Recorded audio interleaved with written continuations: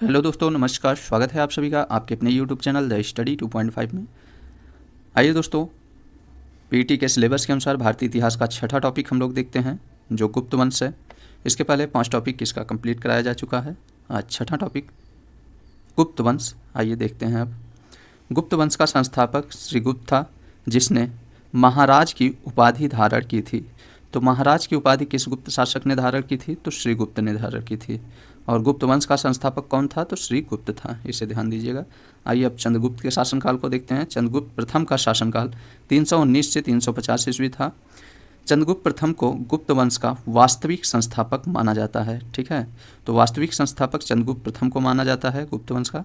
वहीं और संस्थापक की बात किया जाए तो श्रीगुप्त था।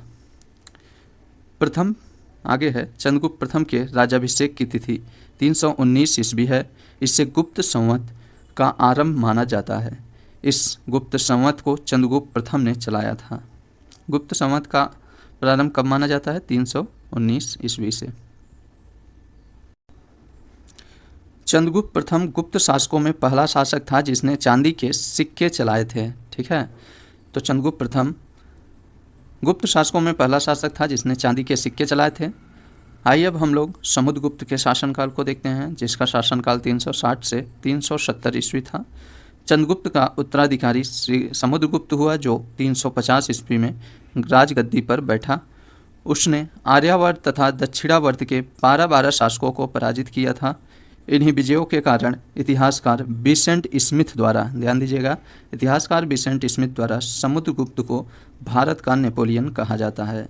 तो कई बार एग्जामों में पूछा जा चुका है कि भारत का नेपोलियन किसे कहा जाता है? तो समुद्रगुप्त को कहा जाता है।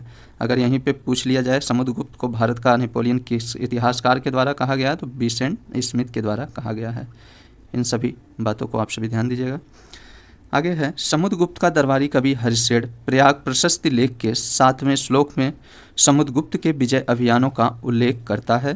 प्रयाग प्रशस्ति में सर्वप्रथम भारतवर्ष का उल्लेख मिलता है। मध्य प्रदेश के सागर जिले में स्थित एरठ से प्राप्त एक लेख में समुद्रगुप्त को प्रचु, सघन आदि राजाओं से भी बढ़कर दानी राजा माना गया है। इस अभिलेख में उसकी पत्नी का नाम दत्त देवी अंकित है। समुद्रगुप्त की दक्षिणापथ विजय को धर्म विजय की संज्ञा प्रदान की है। अपनी विजयों के उपरांत समुद्रगुप्त ने अश्वमेध यज्ञ किया, जिसका परिचय उसके सिक्कों तथा उत्तराधिकारियों के अभिलेखों से प्राप्त होता है। आगे है, समुद्रगुप्त के सिक्कों पर मुद्रित अप्रतिरथ, आंध्र पराक्रमांक जैसे नाम उसके गौरवमय जीवन चरित्र का स्पष्ट साक्ष्य प्रस्तुत करते हैं। समुद्रगुप्त प्रसन्न होने पर कुबेर तथा रुष्ट होने पर यमराज होने के समान था। इसका साक्ष्य एरड़ अभिलेख में मिलता है। समुद्रगुप्त विजेता के साथ साथ कवि, संगीतज्ञ और विद्या का संरक्षक था। उसके सिक्कों पर उसे बीड़ा बजाते हुए चित्रित किया गया है तथा कविराज की उपाधि प्रदान की गई है। तो कविराज की उपाधि कौन सा गुप्त शासक प्रदान की है? तो कौन सा गुप्त शासक कविराज की उपाधि धारण किया था? तो ध्यान दीजिएगा, समुद्रगुप्त ने। आगे है, समुद्रगुप्त ने महान बौद्ध भिक्षु वसुबंधु को संरक्षण दिया था। तो समुद्रगुप्त ने किस बौद्ध भिक्षु को संरक्षण दिया था? तो वसुबंधु को। आइए अब हम लोग चंद्रगुप्त द्वितीय के शासनकाल को देखते हैं। चंद्रगुप्त द्वितीय का शासनकाल 380 से 412 ईस्वी तक था। गुप्त वंशावली में समुद्रगुप्त के बाद चंद्रगुप्त द्वितीय का नाम उल्लिखित है। ध्यान दीजिएगा, गुप्त वंशावली में समुद्रगुप्त के बाद चंद्रगुप्त द्वितीय का नाम उल्लिखित है, परंतु दोनों शासकों के बीच रामगुप्त नामक एक कमजोर शासक के अस्तित्व का उल्लेख मिलता है।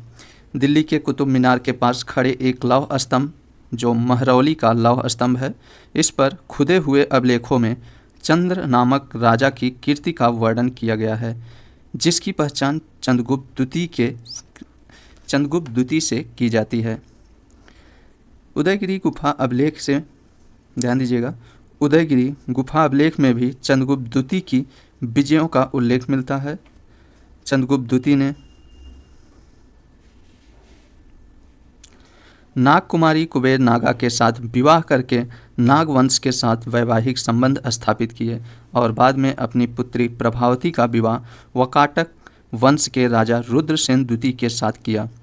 उसने अपने पुत्र कुमारगुप्त प्रथम का विवाह कदंब शासक कुशवर्मन की पुत्री से किया। शकों पर विजय के उपरांत ही चंद्रगुप्त द्वितीय ने विक्रमादित्य की उपाधि धारण की थी। तो कौन सा गुप्त शासक विक्रमादित्य की उपाधि धारण की थी? तो चंद्रगुप्त द्वितीय ने। इसे ध्यान दीजिएगा, कब धारण की थी? तो शकों के विजय के उपरांत चंद्रगुप्त द्वितीय ने विक्रमादित्य की उपाधि धारण की थी। ये इंपॉर्टेंट है, इसे ध्यान दीजिएगा। आइए इसमें आगे देखते हैं। चंद्रगुप्त द्वितीय के दरबार में 9 विद्वानों की एक मंडली निवास करती थी, जिसे नवरत्न कहा गया, जिसमें कालिदास, धन्वंतरी, छपड़क, अमर सिंह, शंकु, बेताल भट्ट और घटकर पर वराहमिहिर एवं वररुचि जैसे विद्वान थे। उसके शासनकाल में चीनी यात्री फाहियान भारत आया था। तो चीनी यात्री फाहियान किसके शासनकाल में आया था? तो चंद्रगुप्त द्वितीय के शासनकाल में आया था। ये बहुत इंपॉर्टेंट है, इसे ध्यान दीजिएगा। आइए अब हम लोग गुप्त काल की प्रमुख पुस्तकें देखते हैं। इनके पुस्तक और इनके लेखक को देखेंगे। ऋतु संहार, मेघदूत, कुमार संभव, मालविकाग्निमित्र, अभिज्ञान शाकुंतलम, ये सभी पुस्तक के रचनाकार कालिदास हैं। इसे ध्यान दीजिएगा, ये बहुत इंपॉर्टेंट है, कई बार ये एग्जामों में पूछा जा चुका है।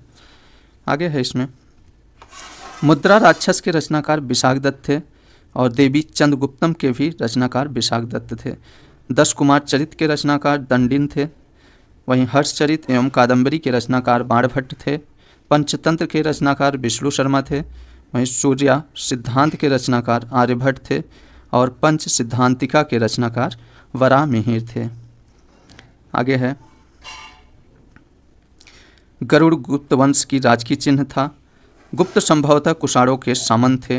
रामायण तथा महाभारत के अंतिम भाग का संकलन गुप्त काल में ही हुआ था। गुप्त साम्राज्य के सबसे बड़े अधिकारी कुमारामात्य होते थे। ध्यान दीजिएगा, गुप्त साम्राज्य के सबसे बड़े अधिकारी कुमारामात्य होते थे। निगम पुग गढ़ तथा श्रेणी गुप्त काल में व्यापारियों तथा शिल्पियों के संगठन थे। ठीक है, निगम पुग गढ़ तथा श्रेणी गुप्त काल में व्यापारियों तथा शिल्पियों के संगठन थे। तो हम लोगों ने गुप्त काल से संबंधित पीटी के सिलेबस के अनुसार जितने इंपॉर्टेंट फैक्ट थे उन सभी को देख लिए हैं। तो नेक्स्ट वीडियो में दोस्तों हम लोग हर्षवर्धन काल को करेंगे। तो ठीक है दोस्तों, मिलते हैं नेक्स्ट वीडियो में। तब तक के लिए नमस्कार।